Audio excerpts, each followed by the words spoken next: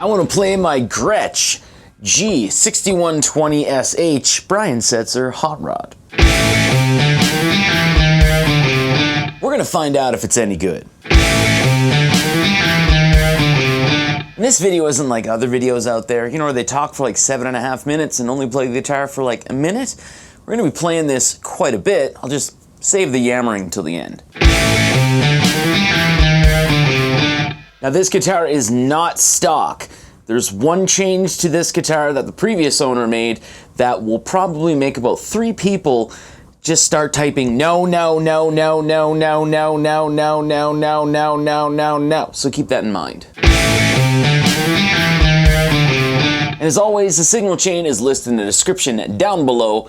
And there's also chapter markers. So if you want to skip around, like for the one guy who wants to hear this heavy, the 6505 Plus, go there. You can do that. But enough talking. Let's get after it.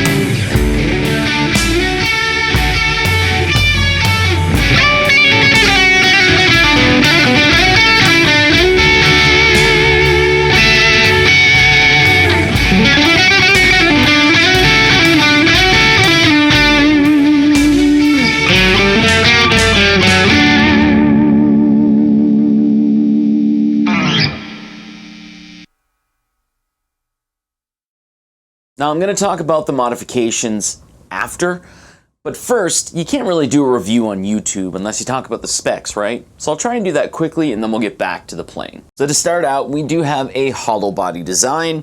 The top, the sides, and the bottom or the back are all maple. We have a maple vintage V-shaped neck with a bound ebony fretboard. The inlays here are the neoclassical thumbnails. We have the inlaid Gretsch logo, even though it's oversprayed in red here, along with the metal decal for the Brian Setzer Hot Rod model. Unfortunate for me, we have Spurzl locking tuners. This is a 2004 model, so the pickups here are the TV Jones Classics. Now, the reason that this is called a hot rod model is that there's only one single volume, or there's only supposed to be one single volume. The previous owner, one of the mods that he did was he put a dual potentiometer in here, so the top part is the volume and there's now a tone on here. That fundamentally changes the pickups a little bit because when you don't have the tone in the circuit, the signal is slightly hotter. And for our Bigsby, we have the B6C. That's enough about the specs. Here's 5 more sound samples.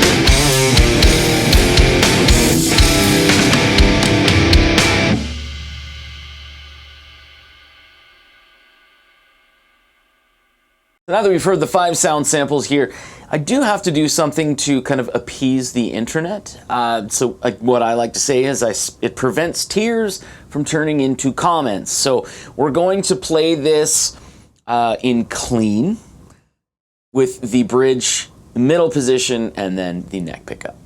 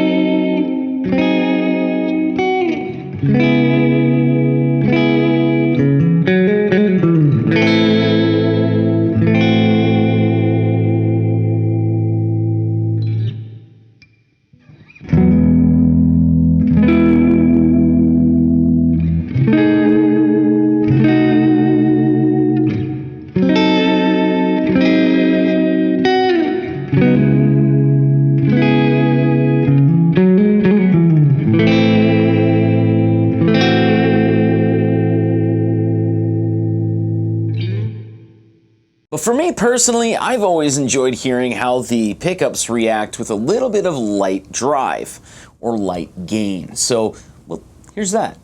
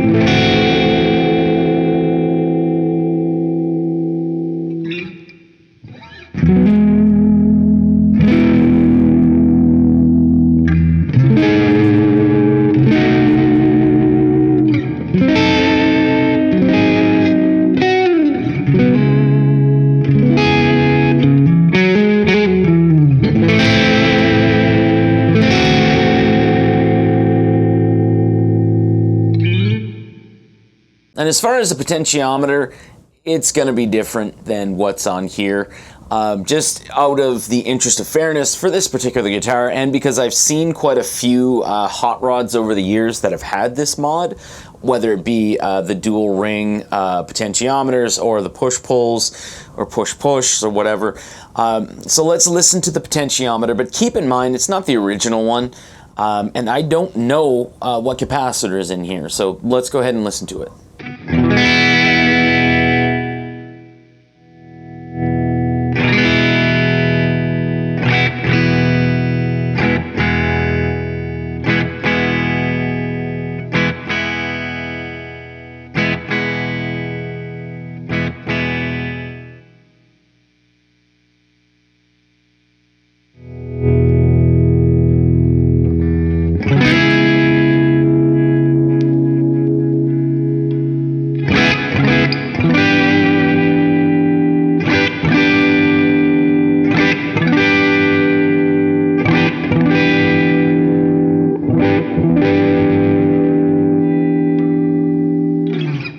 And if you're here just to hear a Gretsch and kind of see what a Bigsby can do, and maybe you used to listen to metal, or you still do, and you just like Brian Setzer. Bigsbys aren't really supposed to be reefed down. They're not Floyd Rose guitars or anything like that. So what I like to say is it gives it a little bit of shimmer, like this.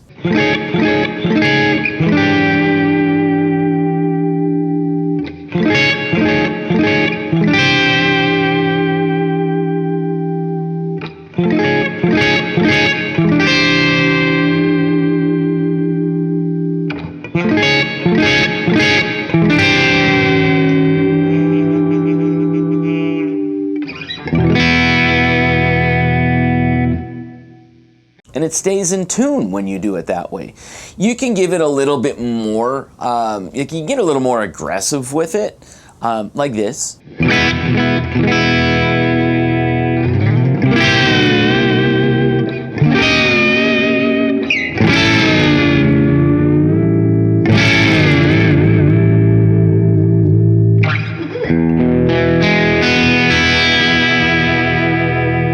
And it'll still stay in tune. But if you're gonna be this guy, then this really is not going to work out the way you think. So let's talk about the modifications that the previous owner did. Because, well, he took it to a hot rod shop first and foremost. So this has actually been refinished. So he took it to a hot rod shop. They put this on here. They put the thing that says drink less. I don't drink, so that works for me.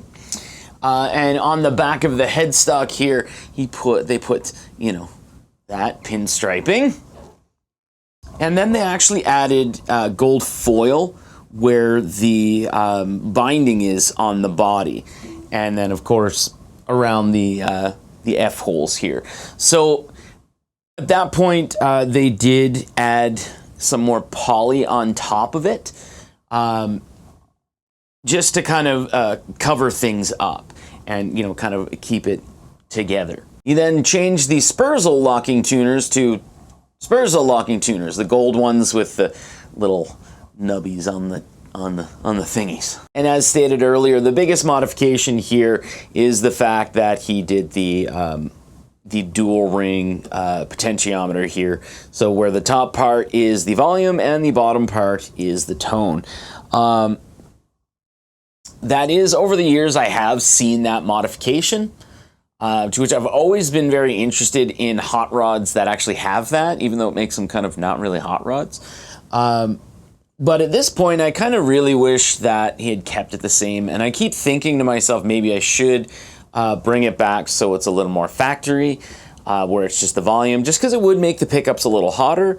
But at the same time, I use this guitar for recording, and there are times where just dialing back on that tone will really help the recording and help the song that I'm working on at the time. So I keep going back and forth. So is this a good guitar? Yes, this is my first Japanese Gretsch. Before that I did have an Electromatic for I think like a year, maybe 6 months to a year. I just couldn't get along with it. But this is the first Japanese Gretsch that I bought, and it is leaps and bounds ahead of the Electromatic just in feel alone. And this Bigsby here, this is the only type of Bigsby that I have on any of my Gretches. I have 3 Japanese Gretches right now. And it just works really, really well. Again, I use it to add a little bit of shimmering, as I like to say, rather than treating it like it's a Floyd Rose or stuff like that. But I'm also one that gets addicted to adding a little bit of shimmer and jangle when I'm using this. But the Filtertrons themselves, they're such a different pickup that, and yes, I do understand to people who aren't familiar with them or, you know, are used to like humbuckers or P90s or single coils in general or what have you, it can come across like sometimes the higher strings are kind of peeking through the signal a little bit, like they're creating peaks. And they can come across maybe sounding a little bit poppy at times, if that makes sense. But that just really is part of the charm of these. You can get an extremely beautiful clean signal out of these. You can get a great light drive signal out of these as well. These can really give like a neck pickup on a Strat a run for its money at times. And as well, if you're into using like down-tuned guitars with a lot of gain and stuff like that, this can really do it. I mean, I wouldn't say that I would trade this in for, or I'd trade in my humbuckers for this, for that type of music, but as an alternate, like in the studio, these can really, really, really give you a really different sound for down-tuned high-gain guitars that you just can't get on humbuckers. And as far as a little bit of light drive, there is nothing like a D-standard tuned Gretsch with Filtertrons in it. There's just something about it. Even if you're just playing like an E chord and you're just adding a little bit of shimmer and jangle to it, it just sounds really, really deep and crisp because of the Filtertrons. And the only real downside to this guitar, the Spurzl tuners. It's just really unfortunate that there's Spurzls on this guitar, and I know I could change them and I'd be happier. However, it just looks really classy with these, with the buttons on here in white, and the gold tuners, and then the red on the back. It looks really cool. And even though I wasn't the one that did the mods here, I kind of respect the choices that the previous owner made. But just the Spurzl locking tuners, I think their tuning ratio is like 13:1, which is not that big of a deal. But I just find that, especially with a Bigsby, because when you're tuning, you do have to do the up and down tuning, not just tuning up to pitch. And then you kind of bend. It takes a little while with a Bigsby to tune. But there's a lot of finite tuning that comes into play at that point, and Spurzl tuners, to me, just can't do it. If I need to bring it down a little bit, I can't do that with Spurzl. Honestly, instead of tuning down, I just pull on the string and then try and tune up to pitch a little more. They're just... I used to love Spurzls. For string changes, excellent. If you're not into drilling into the back of your headstock, they're perfect. If you have a weird, like if they're 2-on-4 instead of 3x3, Spurzl, you can change them around. It's very easy. But just as far as reliability, they just don't have them, in my opinion. But as far as playing leads on this guitar, it's an absolute joy. The body does meet on the top here. It meets at the 14th fret. And then we're looking, we don't really have a ton of reach. You can get to like the 19th or the 20th fret fairly easily, but as far as getting to the 22nd fret, you kind of got to do a little bit of maneuvering here. I don't find myself as well going to the 22nd fret on this as much, but just as far as like feel and the ability to move around very nice, you definitely have it on this guitar. And the same thing with playing rhythm on this guitar. It is an absolute joy. It feels completely different than playing a solid body, very different from playing a semi-hollow. But I do find myself, I'm not gonna lie here, I'm not Brian Setzer, right? You've noticed that. But I do find myself kind of playing around with, I try to make things almost sound like Switchblade 327 a lot on this guitar, or Gretsch's in general, just because it sounds so good to my ears and just because it's just so much fun to play. But that's all I really do have to say about this guitar. I don't even apologize to the 3 people who are absolutely upset out of their mind that I did a review on a guitar that has mods on it. It's just a great guitar, and hopefully I was able to shed a bit of light on some Gretsch guitars or some Filtertron kind of abilities for you. So I do have 2 other Gretches that I'll probably be doing reviews on eventually. But as far as that, I say good day. Thanks for watching.